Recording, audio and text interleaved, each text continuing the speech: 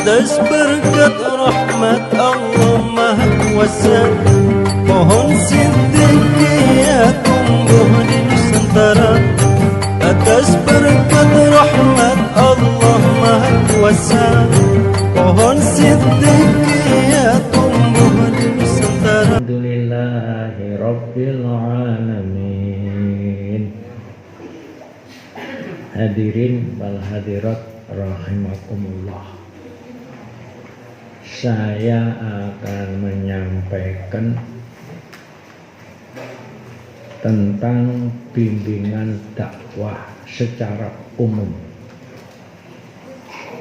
Jadi yang tidak mengikuti bimbingan bisa mendengarkan. Bagi yang mengikuti bimbingan silakan untuk mencatat yang bersifat umum. Latar belakang saya mengadakan bimbingan dakwah dan maunah, yaitu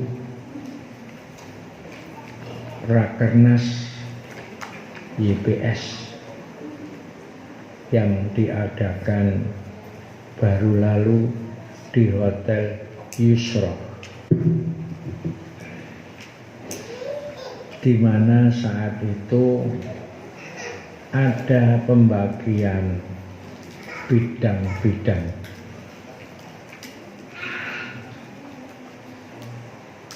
Di antara bidang-bidang itu ada bidang dakwah dan sosial, di mana saat itu yang mendampingi komisi bidang dakwah dan sosial ada 3 Bapak Khalifah. 1 Bapak Khalifah Ghazali Zarqawi, yang kedua Bapak Khalifah Muhyiddin, dan yang ketiga saya sendiri. Di mana saat itu disepakati bahwa dakwah itu bukan tugasnya Bapak Khalifah saja, bukan tugasnya Khodamul Ulum saja, tapi semua murid-murid Siddiqiyah ini mempunyai kewajiban untuk berdakwah demi lestarinya ajaran Thariqat Siddiqiyah. Oleh karena murid-murid Siddiqiyah ini punya kewajiban untuk berdakwah demi lestarinya ajaran Thariqat Siddiqiyah, saya menyampaikan bimbingan dakwah ini.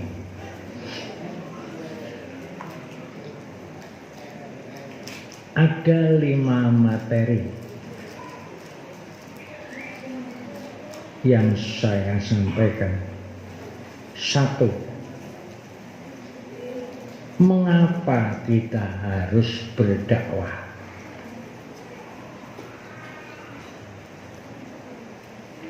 2. Apa yang kita dakwakan?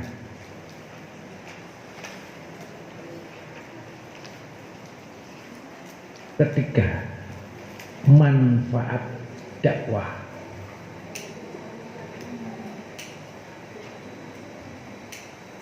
Yang keempat, cara berdakwah. Yang kelima, amalan untuk pendakwah.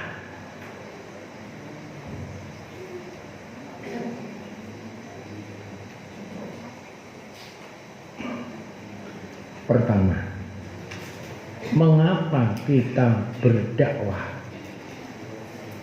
Karena dakwah itu perintahnya Allah. Wa tawasau bil haqq. Kita diperintah Allah untuk menyampaikan yang hak.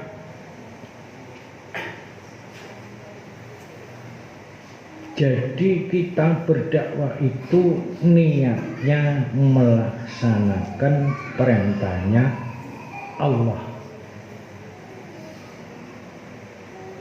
Yang kedua, berdakwah itu perintahnya Rasulullah.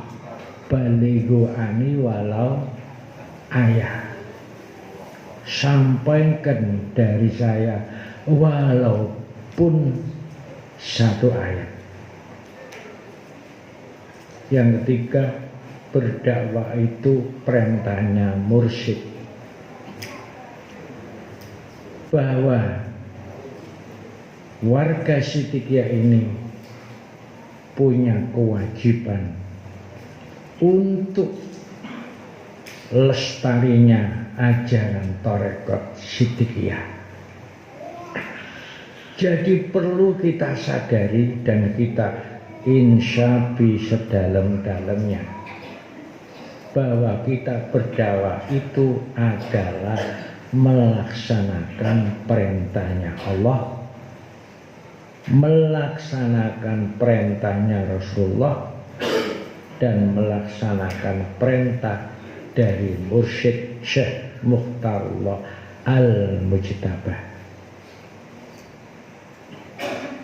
Niat ini perlu ditanamkan di dalam pendakwah, karena niat itu menentukan martabat amalan yang dikerjakan.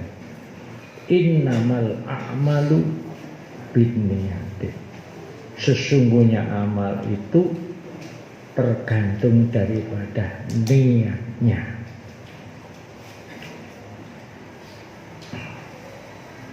Yang kedua, apa yang perlu kita dakwahkan? Yang kita dakwahkan adalah ajaran Thariqat Sidikiyah. Karena ini khusus bagi warga Thariqat Sidikiyah. Apa ajaran Thariqat Sidikiyah yang kita dakwahkan? Kita ingat kembali pertama kali dulu kita masuk Thariqat Sidikiyah.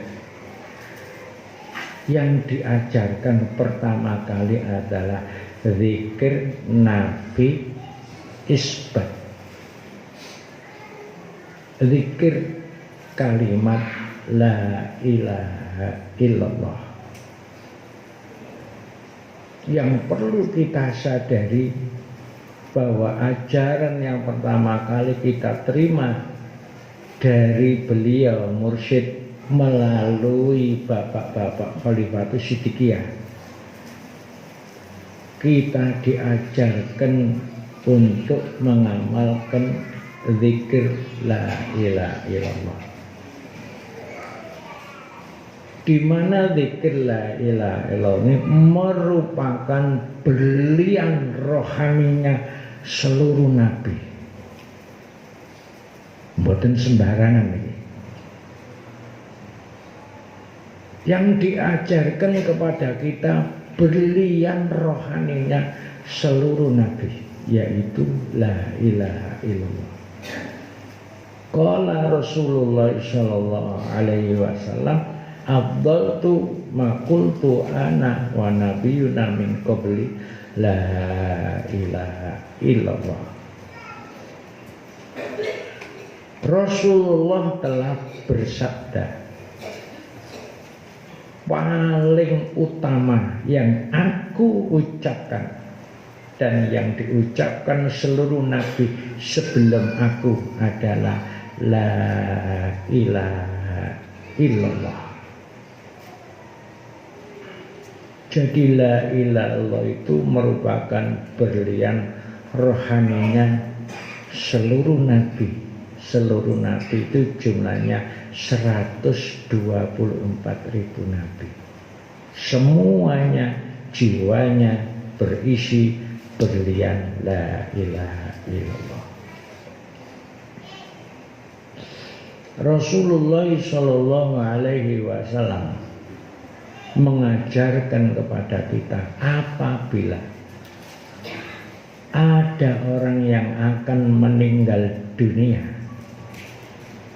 dalam keadaan nazak, kita diperintah oleh Rasul untuk mengajarkan la ilaha illallah. Tidak diperintahkan mengajarkan orang yang nazak itu dengan sholat. Tidak diperintahkan mengajari orang yang nazak dengan puasa, dengan zakat, dengan umroh, dengan haji. Tapi saat-saat yang kritis itu kita diajarkan untuk mengajari orang yang nazak itu dengan la ilaha illallah. Laqinu mautakum bila ilaha illallah. Menunjukkan bahwa ajaran yang kita terima dari mursyid melalui Bapak Khalifah niki adalah ajaran yang sangat penting dan ajaran yang sangat mulia. Saking mulyanipun sampai panjenenganipun mursyid Thariqat Siddiqiyah membangun satu tempat yang namanya Gedung Jamiatul Mudzakirin. Mungkin murid-murid Siddiqiyah yang lama maupun yang baru mungkin tidak pernah merenung dan berpikir jenengan cobi menawi sampun mikir mboten napa-napa. Nek durung mikir sakniki mikir. Gedung Jamiatul Mudzakirin di pusat Yarju Rahmatullah habis kurang lebih sekitar 8 miliar. Itu digunakan untuk menanam berlian la ilaha kepada jiwa-jiwanya manusia. Bangunan yang indah hanya digunakan menanam berlian la ilaha illallah. Dan mungkin Magelang dibangun Gedung Jamiatul Mudzakirin Yarju Rahmatullah yang menjadi tanggung jawab Bapak-bapak Khalifah. Habis kurang lebih sekitar 4 miliar. Begitu indah, juga hanya digunakan untuk menanamkan la ilaha illallah kepada jiwa-jiwa manusia. Orang di sekitar mungkin tidak kenal dengan Jamiatul Mudzakirin. Mereka mengatakan itu Masjid Kubah Mas.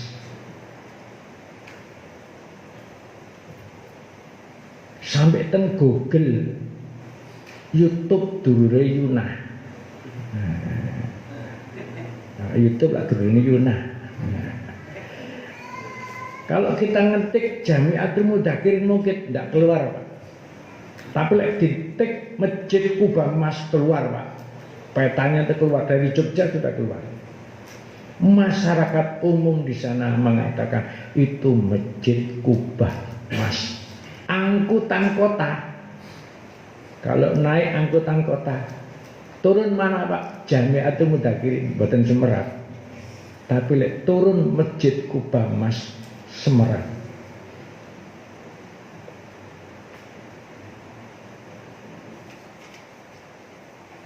Gedung Jamiatul Mudzakirin itu dibangun hanya untuk menanamkan berlian rohani la ilah, sampai masyarakat salah paham dikira itu masjid kajenge salat. Nembe niki Pak Yai berkunjung ten Mungkit, ada serombongan orang masuk dicegat kali khas, mau kemana Pak? Mau sholat. Maaf, ini bukan masjid. Loh, masa ini bukan masjid? Indahnya seperti ini kok bukan masjid? Ini apa? Ini Jamiatul Mudzakirin. Apa Jamiatul Mudzakirin? Untuk menanam kalimat la ilaha illallah. Begitu beliau itu memuliakan la ilaha illallah. Ini kan tidak pernah kita renungkan. Ada orang yang memuliakan kalimat tauhid ditulis dengan gendera putih terus digawe demonstrasi. Nggih. Allahu Akbar. Barang diobong muring-muring.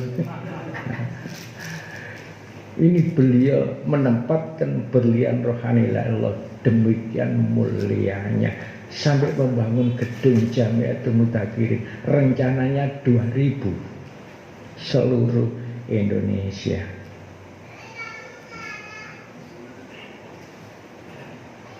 Namun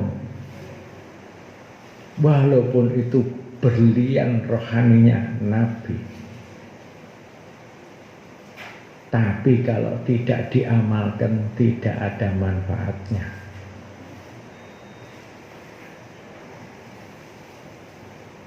Al-ilmu bila amalin kasajarin bila samarin.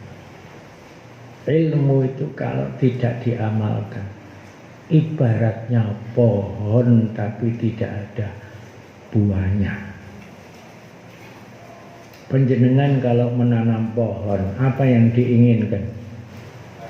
Pasti buahnya. Al-ilmu bila amalin kan nahlin bila asalin. Ilmu itu kalau tidak diamalkan ibaratnya tawon tapi tidak ada madunya. Kalau panjenengan ternak tawon, apa yang diinginkan? Pasti madunya.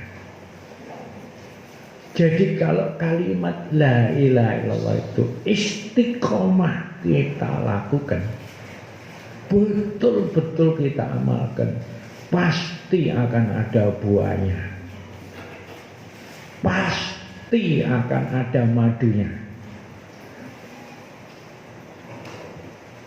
Seberapa ilmu yang kita terima dari Tarekat Siddiqiyah, sebanyak apapun ilmu itu yang kita terima, tapi kalau tidak diamalkan tidak akan ada manfaatnya, tidak akan ada buahnya, tidak akan ada madunya.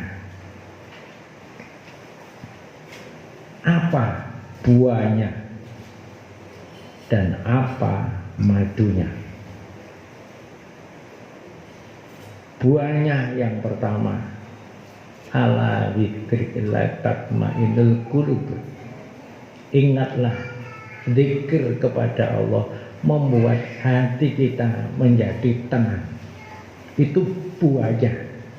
Kalau la ilaha illallah istiqomah kita amalkan, maka yang mengamalkan itu hatinya akan menjadi tenang. Hatinya akan menjadi nyaman. Tidak ada kebahagiaan yang ia rasakan kecuali hanya dekat dengan Allah.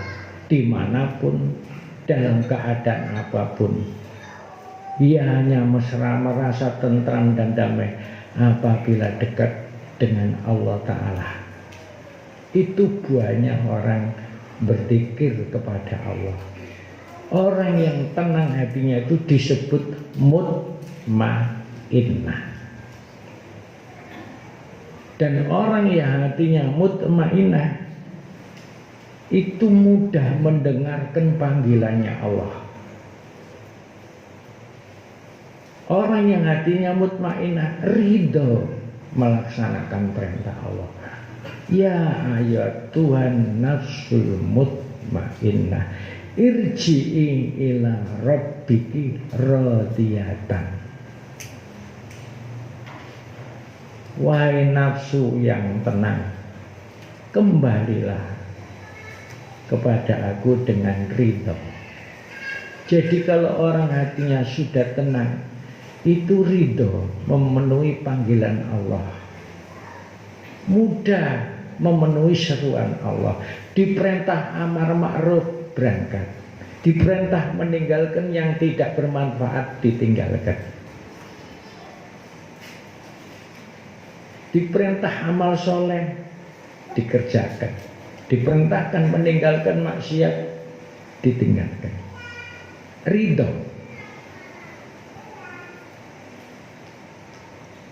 Kalau kita ridho apa yang menjadi perintah Allah, maka hasilnya adalah mardiyah. Kita akan melibatkan keridhaan Allah. Dan sering-sering kita dengarkan bahwa keridhaan Allah itu nilainya lebih besar daripada surga. Waridwanu minallahi akbar.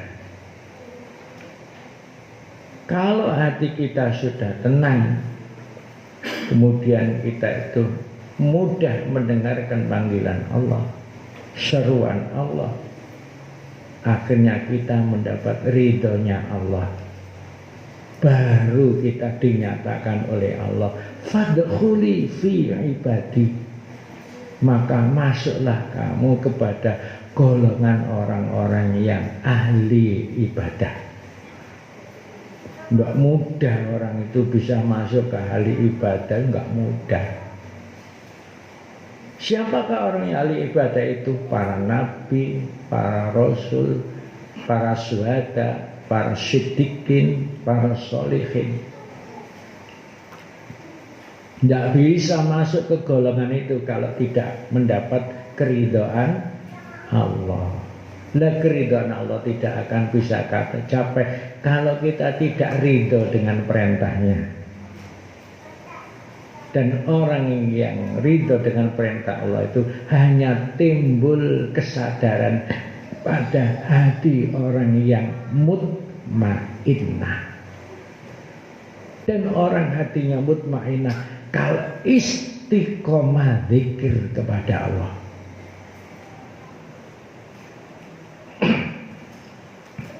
Kalau sudah masuk golongan orang-orang yang ahli ibadah, wadkhuli jannati, dipersilahkan oleh Allah, masuklah ke dalam surgaku. Masya Allah, jenengan dipersilahkan oleh Allah untuk masuk surganya. Kan terhormat bikin jenengan.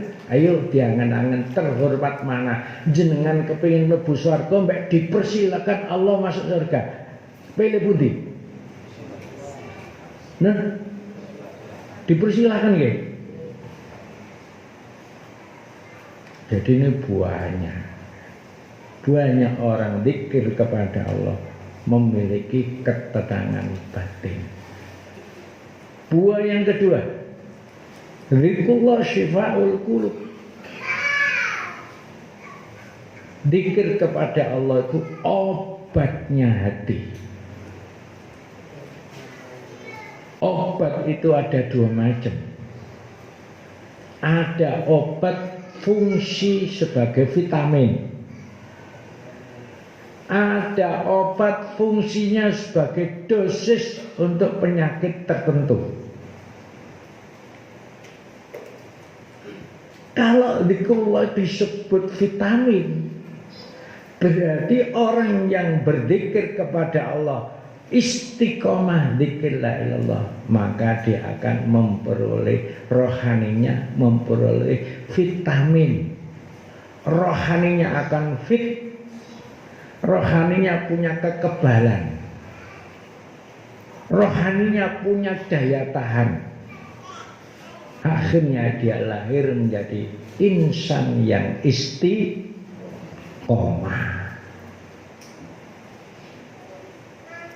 Zikir dikatakan sebagai obat untuk penyakit tertentu. Memang zikrullah itu untuk menyembuhkan penyakit hati. Di dalam diri kita ini banyak penyakit. Fi qulubihim maradun. Penyakit yang paling berbahaya itu takabur.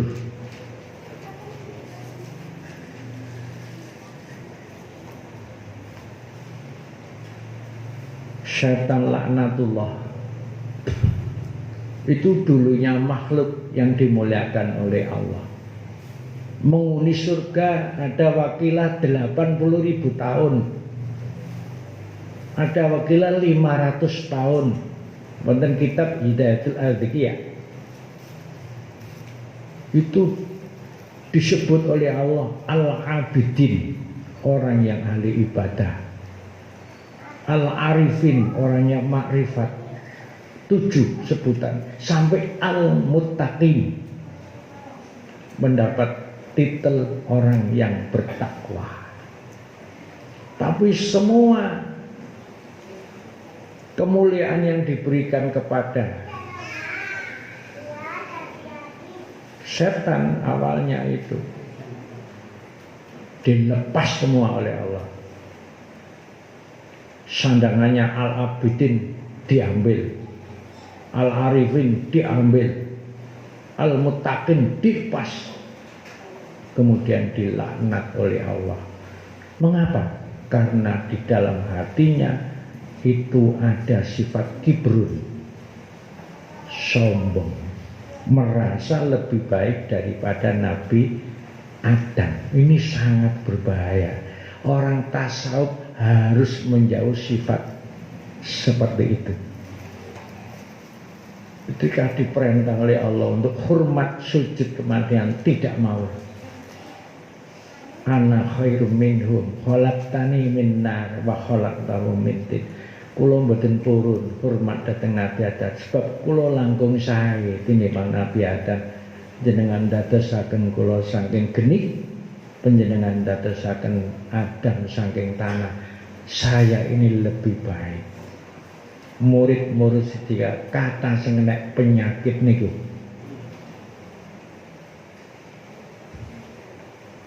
rumangsa lawas ten Sidikiyah, ilmune wis terima akeh sampai keliwatan rumangsa luwih apik tinimbang khalifah.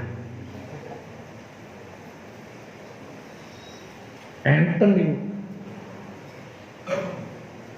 Bahkan wonten Jakarta, kula namun keliling Jakarta dilapuri enten niku. Si rumangsa sejajar karo mursyid niku enten. Niku sombong. Cobi beliau jadikan teladan di dalam bertasawuf. Beliau itu mursyid,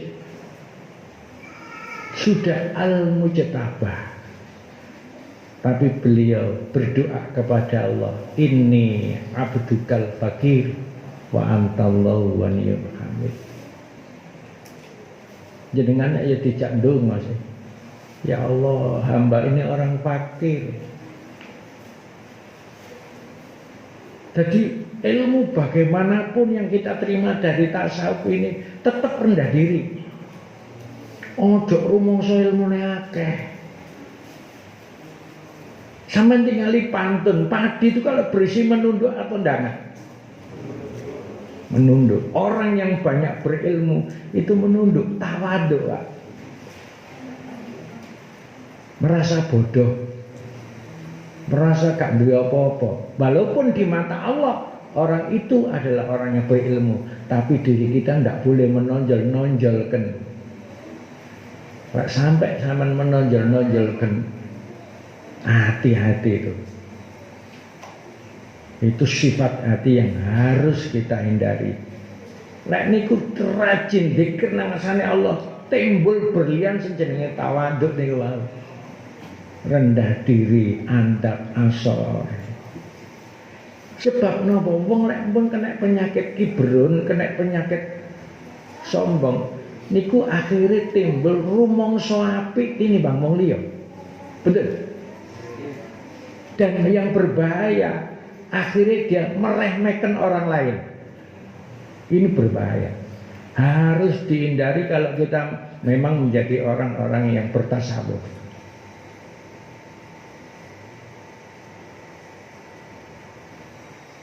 Jadi buah ini ku tawaduk, buah ini ku qanaah, merasa cukup dengan apa yang telah diterima dari Allah.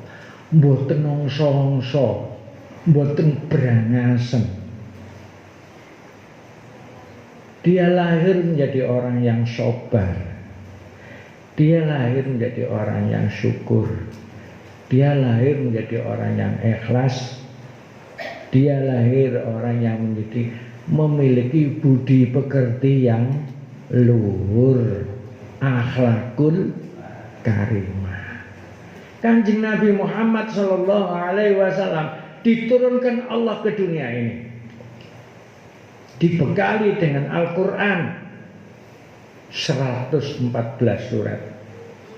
Nopo pernyataane Allah, innama buistu li utamima makarima akhlak. Nabi, saya diutus oleh Allah ke dunia ini hanya untuk menyempurnakan akhlak manusia.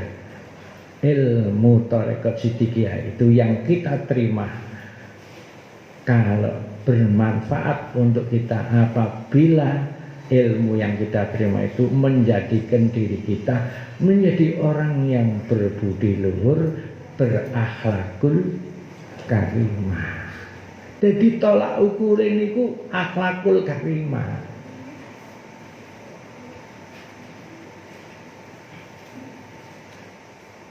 Seneng silaturahmi, gak gampang hoak. Ngopo Pak? Hoak. Nah, saya kira usum hoak. Perilakunya santun, dermawan, peduli dengan orang lain. Niku buahe. Sakniki madune. Mbok dicatet ta? Gak kober. Madune sakniki. Madune yang pertama izzatullah.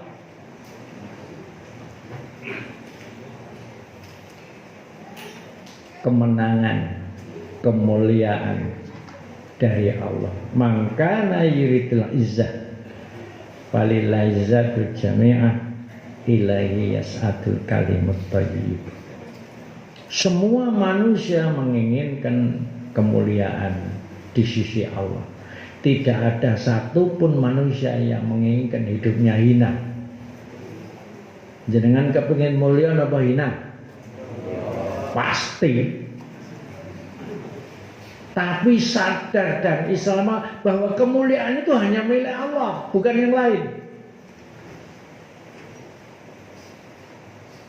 Untuk bisa menggapai kemuliaan di sisi Allah itu hanya satu, ilahi yas'adul kalimut thayyib, hanya dengan la ilaha illallah.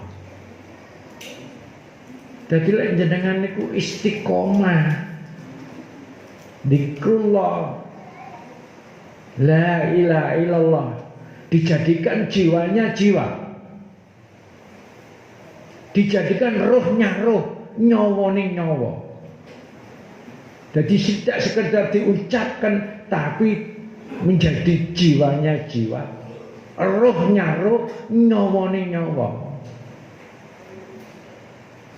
Jenengan akan menemukan madunya yang lazat dan nikmat, yaitu berupa izzatullah.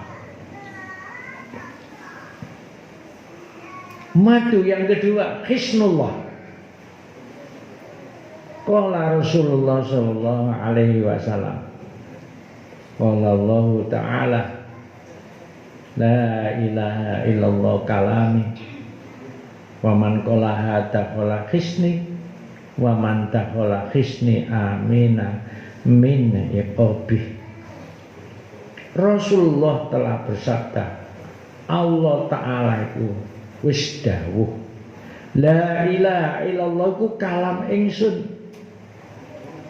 Waman qala ala sapa sing ngucap la ilaha illallah dakhala qisni, bakal masuk dalam bentengku, bakal masuk dalam perlindunganku. Waman dakhala qisni, siapa yang masuk dalam perlindunganku, amin amin ikobi, bakal selamat teko siksaku. Berarti lek jenengan istiqomah la ilaha illallah, menjadi jiwanya jiwa jenengan oleh madu yang lazat, yang nikmat, yang bernama Hisnullah.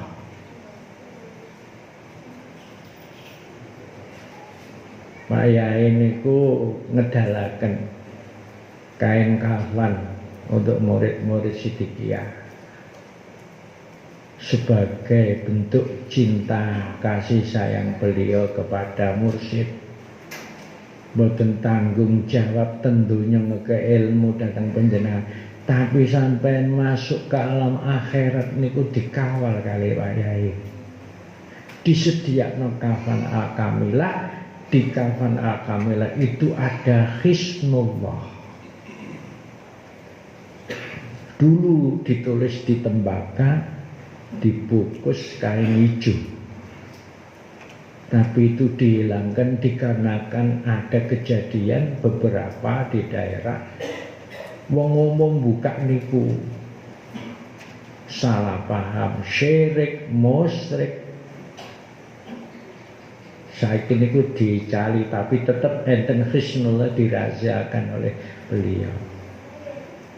Kena nopo Pak Yai kok membekali panjenengan pada Wang Sultan Alam Barzakh kok dikei Hisnullah, padahal ngamal nata rekod niku temenan wis oleh Hisnullah. Mergo napa? Almarhumah kula Bapak Munib Khalifatus Siddiqiyah nate dawuh, kena napa Pak Yai kok nyiapno kafan al-kamilah kali Hisnullah?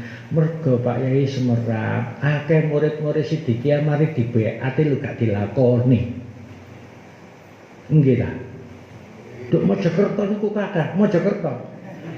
Lek nduk Bali lek ndelok potongane iki.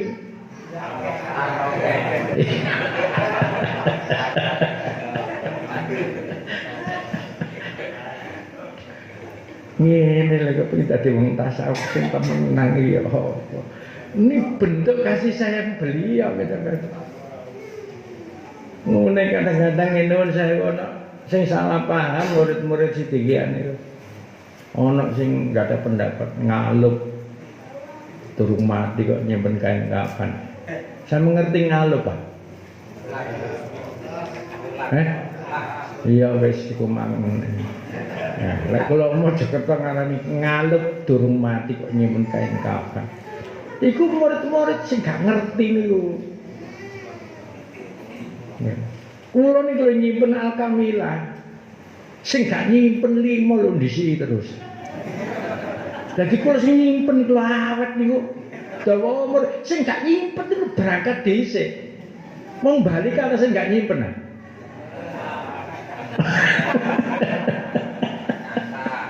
Kata. Tuku jas sampai jutaan. Engkal kamilah ternyata saya kete. Padahal mampu loh. Sama ini gak hati-hati sama ini. Madu yang ketiga, maghfirah. Fa'lam annahu la ilaha illallah fastaghfir.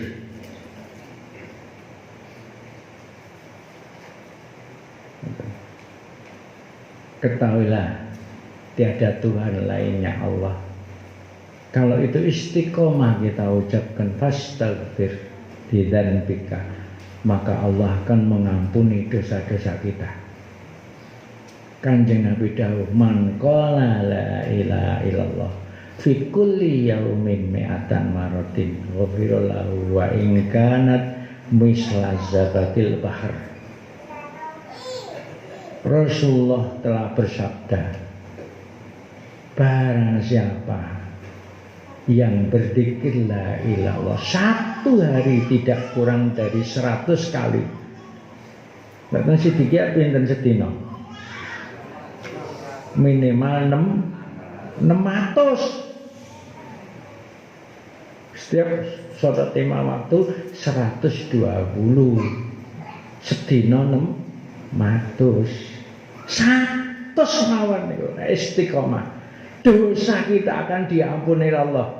Wa in kana zabatil bahar, walaupun dosa kita sebanyak buih di atas lautan. Mana ada manusia seni ngitung kata untuk segoro, impossible, tidak ada. Dosa apa saja yang pernah kita lakukan, zahir batin ketinggal mboten ketinggal, sengaja mboten sengaja, asal kita istiqomah zikrullah habis dosa kita. Berarti madunya adalah maghfirah, izzatullah, hisnullah, salamullah, maghfirah. Itulah madunya orang berzikir la ilaha illallah. Itu ajaran yang kita terima pertama kali ketika masuk Tarekat Siddiqiyah. Eling ta? Eling. Jenengan sakniki kula takoni. Ajaran Tarekat Siddiqiyah niku manfaat napa mboten? Yakin? Yakin? Hakul? Yakin. Gak ragu-ragu. Oh, kalau begitu ajaran Tarekat Siddiqiyah itu bermanfaat. Lah kalau panjenengan wis paham, wis ngerti, wis sadar lek ajaran Tarekat Siddiqiyah bermanfaat, ojo dipek dhewe. Sebarkan, dakwakan, lho ngoten lho.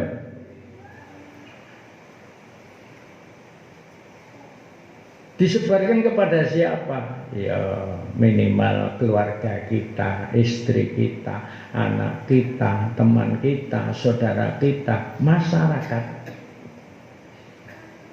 agar mereka menjadi orang yang mutmainnah, menjadi orang yang memiliki akhlakul karimah, menjadi orang yang dimuliakan oleh Allah, dilindungi oleh Allah, mendapat maghfirah dari Allah Subhanahu wa taala. Sungguh mulia kalau panjenengan berdakwah bisa membawa orang itu menjadi orang yang demikian. Mulane dakwah niku bermanfaat napa mboten? Bermanfaat. Mujahadah itu ana loro, ana mujahadah sughra, ana mujahadah kubra. Mujahadah sughra sampean wiritan dhewe niku dikerjakan dhewe, siri dhewe diamal dhewe. Tapi enten mujahadah kubra napa niku? Nggih, ajaran iki disebarno sehingga banyak orang jiwanya terisi dengan la ilaha illallah. Sakniki Tarekat Siddiqiyah niku sudah puluhan juta berkembang, tidak hanya di Nusantara, sudah melewati Nusantara. Sudah Thailand, Perancis, Kanada, Amerika. Di sana tertanam berlian-berlian la ilaha illallah. Itu dari karyanya pendakwa-pendakwa Siddiqiyah.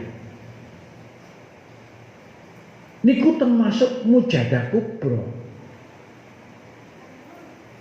yang nilainya termasuk jihadu fi sabilillah.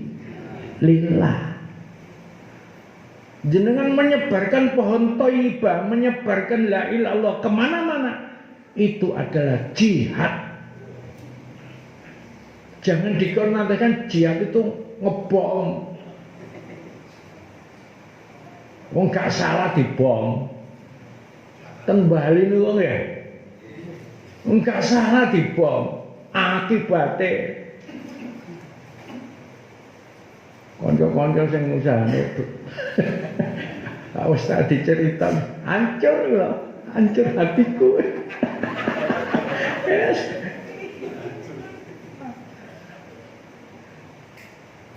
Jare Gus Dur itu duduk mati syahid itu, mati syangit itu.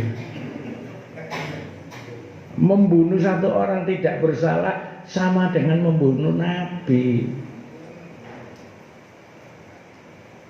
Oleh karena itu ladang jihad kita itu luas para hari ini. Nek sampean purun dawuhipun Kanjeng Nabi, qala Rasulullah sallallahu alaihi wasallam sa'atun jihadu fi sabilillah khairun min khamsina hajjan.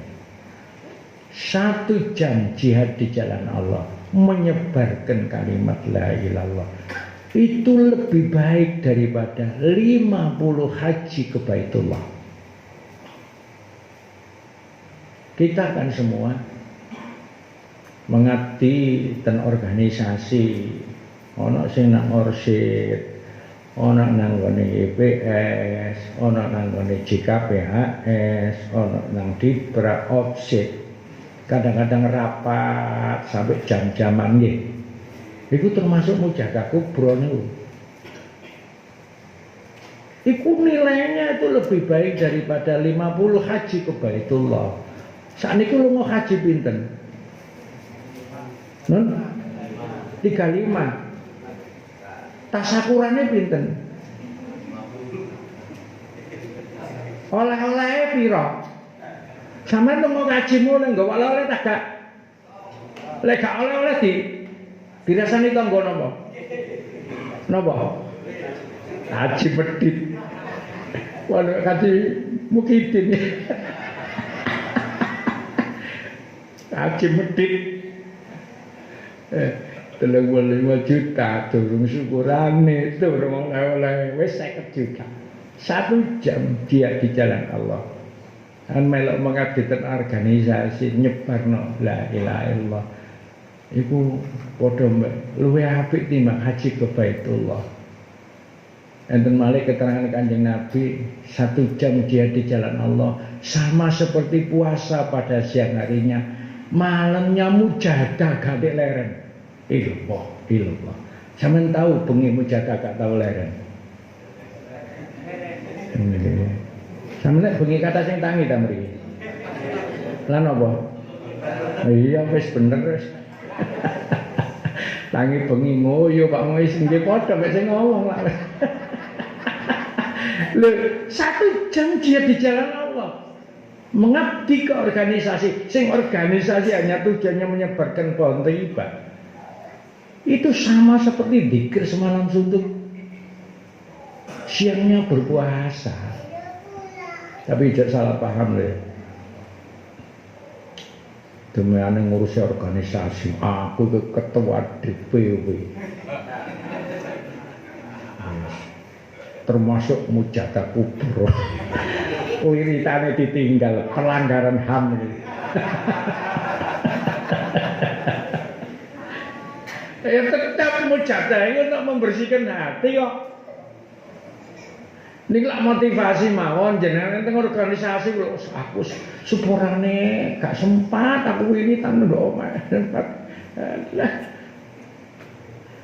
umurku rada udur.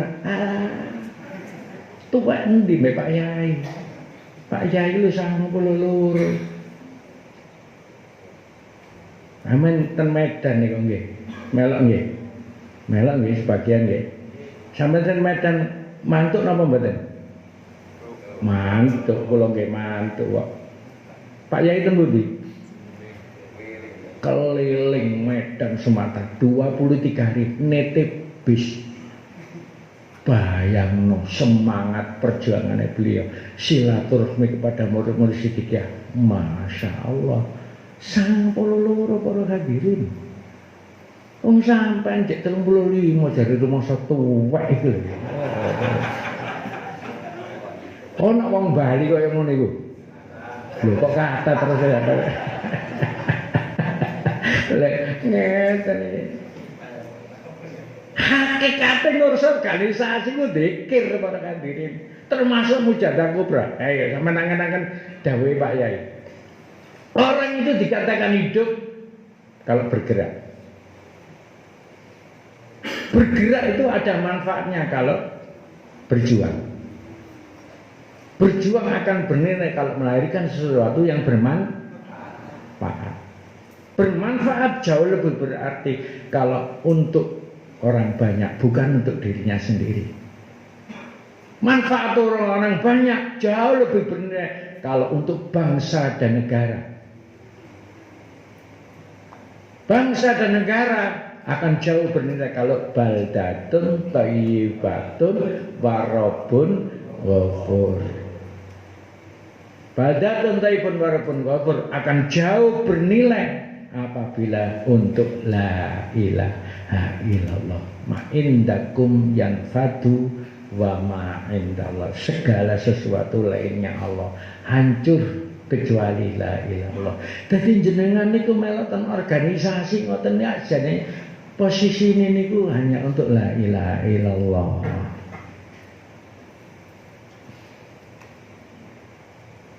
Termasuk mujadah kubro.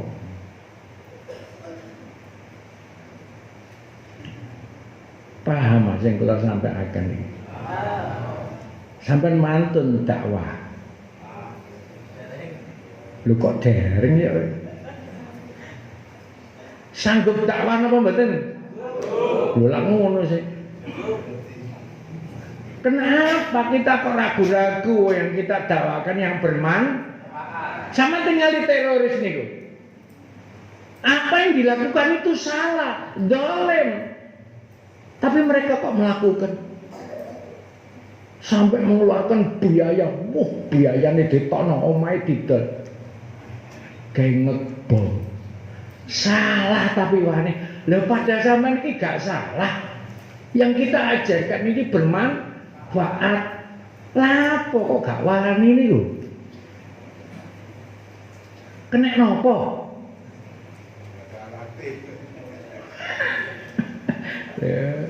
Tak takoni, sanggup dakwah? Temen tak? Ya wis. Terus kadung melok bimbing. Astagfirullah.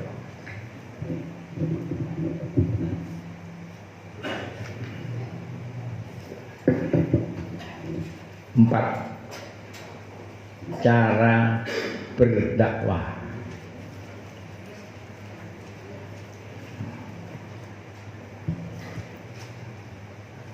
Ada 3 macam cara berdakwah. Pertama bil qalbi. Yang kedua bil lisan. Yang ketiga bil hal. Bil qalb, bil lisan, bil hal. Ini cara berdakwah. Bil qalb ini banyak dilakukan oleh para nabi, para rasul dan para wali-walinya Allah, yaitu dengan menggunakan kekuatan doa. Kanjeng Nabi menggunakan, nanti Kanjeng Nabi sampai dawuh ad-du'a'u silahul mu'min. Doa itu senjatanya orang mukmin. Nabi Muhammad ketika menyebarkan kalimat la ilallah mendapat tantangan, mendapat ujian yang sangat berat, dicaci maki, digendeng-gendengaken, diasingkan, bahkan Kanjeng Nabi mendapat serangan untuk dibunuh. Banyak orang yang menginginkan kematiannya Rasulullah, risikonya nyawa. Salah satu orang yang ingin membunuh Rasulullah adalah Sayyidina Umar bin Khattab. Pedang mencari Nabi Muhammad. Ketika Rasulullah tahu digawakno pedang kali Sayyidina Umar, Kanjeng Nabi tidak mengangkat pedang melawan Sayyidina Umar. Napa Kanjeng Nabi licik mboten? Kanjeng Nabi itu. Tapi Kanjeng Nabi memilih senjata yang namanya doa. Ad-du'a usilahul mu'min. Ya Allah, kula nyuwun dhateng ngarsa panjenengan ya Allah, tiang kali lek mboten sedaya nggih salah situk antara Abu Jahal kali Sayyidina Umar, jenengan paringi hidayah ya Allah. Alhamdulillah, dumune Kanjeng Nabi diterima kali Allah. Allah menurunkan hidayah sing dipilih Sayyidina Umar dudu Abu Jahal. Akhirnya Sayyidina Umar masuk Islam. Tidak sekedar menjadi Islam, tapi menjadi sahabatnya Nabi. Tidak sekedar menjadi sahabat, beliau menjadi pejuang yang tangguh pada zamannya.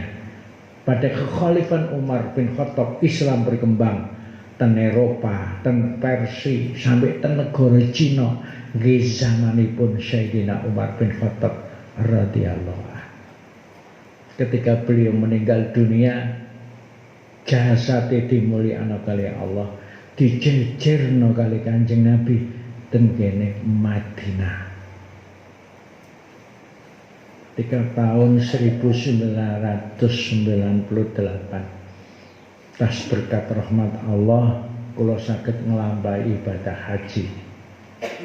28 hari saya di Mekah, 10 hari di Madinah. Ketika saya sholat di Raudhah, kemudian keluar menyamping ke kiri niki makam Kanjeng Nabi, Sayyidina Abu Bakar Siddiq radhiyallahu an, Sayyidina Umar bin Khattab radhiyallahu an. Di situ setelah saya mengucapkan salam, saya menemukan bukti fakta yang tidak bisa dibantah. Enten tiang sing asale bejat dolim mungsuh Islam, mungsuh kali Kanjeng Nabi, dirubah derajate dadi wong sing mulya. Sinten niku? Sayyidina Umar bin Khattab radhiyallahu anhu. Mengapa Sayyidina Umar mendapatkan kemuliaan di sisi Allah? Karena mau berjuang di jalan Allah, jihadu fisabilillah. Mengapa Sayyidina Umar kok berjuang? Karena beliau telah mendapat hidayah. Mengapa Sayyidina Umar kok mendapat hidayah? Karena tertolong doanya Rasul. Melani alat dakwah yang pertama itu doa. Para walinya Allah, kita semua tahu bahwa tanah Jawa ini mayoritas dulu adalah agama Hindu dan Buddha. Monumennya masih tegar sampai sekarang. Borobudur, Prambanan, di Mojokerto, pusat kerajaan Mojopahit. Situs-situs banyak candi di sana menunjukkan kebesaran Hindu dan Buddha. Mayoritas. Tapi dalam relatif singkat para waliullah atas berkat rahmat Allah merubah yang mayoritas menjadi minoritas. Lek gak percaya sampean survei dhewe lek kober. Sekitar Borobudur mayoritas Islam napa Hindu? Islam. Prambanan mayoritas Islam. Mojokerto wilayah Mojokerto 95% Islam. Bagaimana beliau berdakwah itu? Media dakwahnya sangat minim. Mboten enten sound system sing batere kaya ngene. Mboten enten lampu merkuri sing padhang kayane damar oplek. Sarana lek nyelune nggih kentongan tung tung tung tung. Mengapa kok bisa daerah mereka itu sengkat menyebar bisa? Mereka ndamel kol menggunakan doa. Doa ujundum min ajnatillah. Doa itu tentara dari tentaranya Allah. Lek jenengan donga para hadirin. Lek diridani Allah, metu teko lesan panjenengan iki makhluk gaib. Tentaranya Allah bisa berupa malaikat mendatangi orang-orang yang kita tuju. Akhirnya Allah berkenan memberikan hidayah kepada orang yang kita tuju. Berhubung doa itu timbul dari hati, mulane hati ini kudu sering sihno. Bersihnya hati ini tekok zikir. Pun iku bil qalb bilisan. Bilisan ini bisa dengan omongan santai, bisa dengan nasihat, bisa dengan pitutur, bisa dengan ceramah. Bagaimana caranya? Apa yang kita omongkan ini ono nyowone, ada dayanya. Orang yang mendengarkan itu bisa mudah menerima ono hikmahe. Niku enten amalane. Mungkin kula kekno khusus sing melok bimbingan. Sing dalem melok bimbingan yo kata kei. Enten sing salah paham disangkane bimbingan khusus ustaz.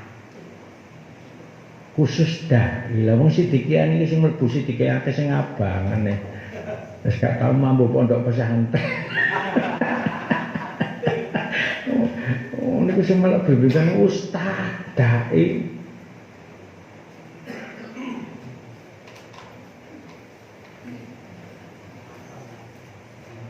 Boten. Enten. Mungkin sampe melok kula duduhe. Niki kula getok tularno ngoten ya. Mergo warga sedikit berkewajiban untuk berdakwah. Niki amalan saking panjenenganipun Bapak Khalifatus Siddiqiyah Muhammad Iksan almarhum maghfurullah. Bapak Khalifah Muhammad Iksan Khalifah Mojokerto. Iku termasuk bapak angkat kula. Kula sing diangkat dadi anake, mergo gadah yoga sedaya niku putri. Gangsal niku putri sedaya gak duwe anak lanang. Lah kula niki gelek ngaji ten mriku. Ngaji Al-Qur'an nek ajeng mlebu nang toko niku jam 6 berangkat ngaji dhisik. Dangu-dangu aku gak duwe anak lanang. Kono ya tak dadi anakku nggih. Nah pada suatu waktu kula dikek amal niku gak ngerti kanggo apa ya, gak ngerti. Kula biyen niku gak iso ngaji. Kula niki anake Cina, adik Kristen bisa. Papa kula niku Kristen Protestan. Sing gerejane dibom niku. Nggih pancene. Sing memakan korban anggota Banser sing namine Rianto arek Jurita niku persis gerejane papa kula. Sekolah kula niki semi Tionghoa. SD niku ten TNH, Sekolah Taruna Nusa Harapan semi Tionghoa. Lulus nang ST bagian mesin, praktek utek-utek karburator mek mesin bubut. Metu teko ST mlebu nang STM ya bagian mesin. Lho kok iso dadi dai iku lho, gak kelek-kelek heran kula niki. Aku dhewe gak mudeng. Sampai kula diundang guru kula niku guru STM ngadakno pengajian halal bihalal, ngundang kula. Mari ceramah, mari kula ditakoni kali guru kula. Ya apa ceritane kok sampai iso dadi kiai iku ya apa? Kon iku lulusan STM. Ceritane ku ya apa? Dapak kula ngerti ceritane lak tak critakno. Oh kula dhewe iki gak mudeng kok. Oh gak duwe pikiran cita-cita dadi dai. Ini ku mboten gak ada pikiran. Das tuh hak niki. Iku sak ngene kula dhewe mboten mudeng.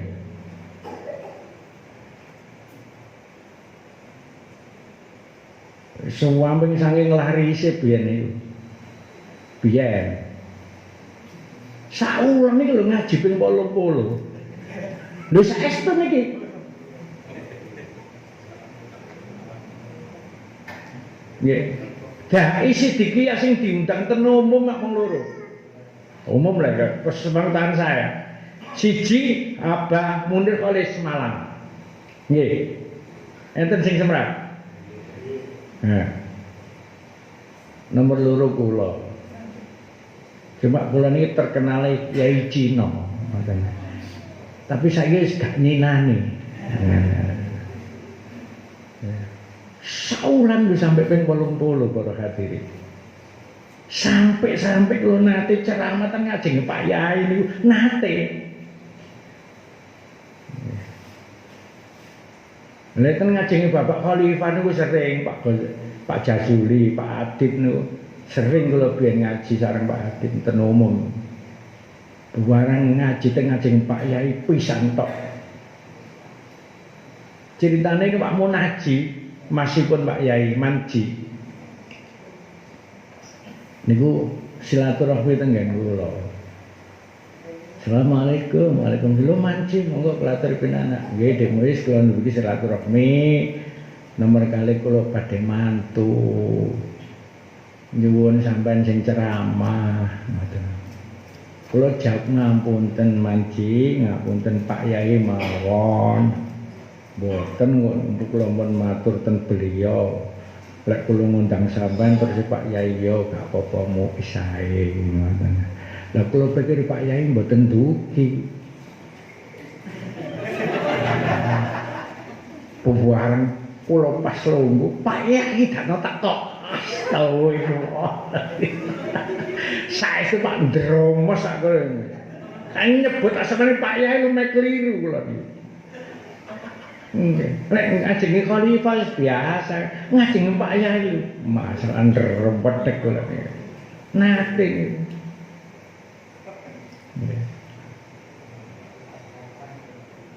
Nggih niku mawon sing kula sampaiaken. Mboten dawa-dawa. Nggih mungkin kula paringi bimbingan amalan maunah kangge kader-kader Siddiqiyah yang siap untuk berdakwah, untuk peduli dengan lestarinya ajaran tarekat Siddiqiyah. Mekaten kang kula aturaken kirang langkungipun ngapunten. Nggih. Sing make bimbingan langsung minggah ten ngenggil. Nggih. Posisi dalam keadaan berwudu. Nggih. Ada yang tanya, kula mboten ndamel klambi putih, mboten napa-napa. Niku namung tajasudil makna mawon. Kula perintah ndamel klambi putih niku maksude niati sing ikhlas. Ngoten. Dadi dakwi iku niate kudu sing ikhlas, aja niat kepengin dilempong. Nggih. Assalamualaikum warahmatullahi wabarakatuh.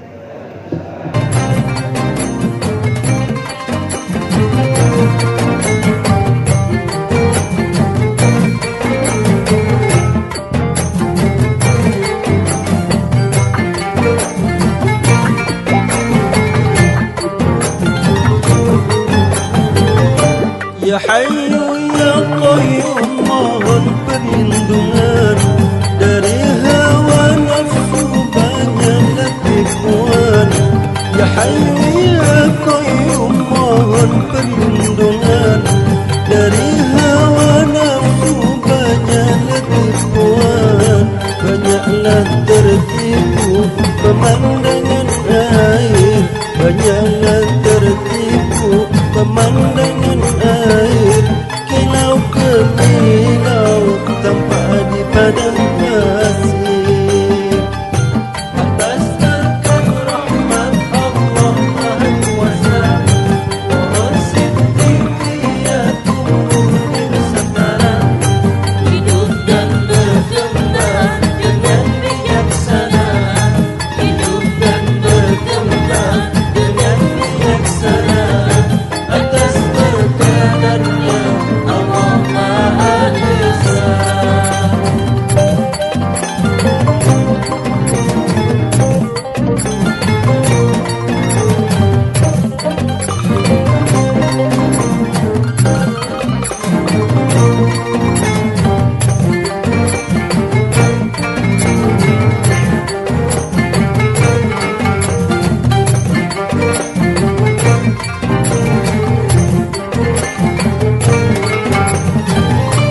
Datanglah ke sana penuhlah harapan, tibalah di sana penuh penyesalan.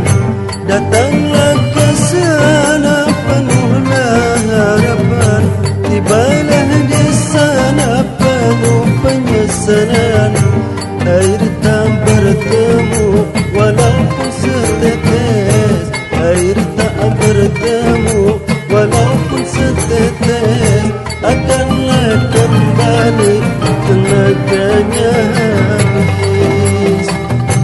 Atas berkat rahmat Allah Maha Kuasa, pohon sinteria tumbuh di Nusantara, Hidup dan berkembang dengan bijaksana, hidup dan berkembang dengan bijaksana. Atas berkenannya Allah Maha Esa.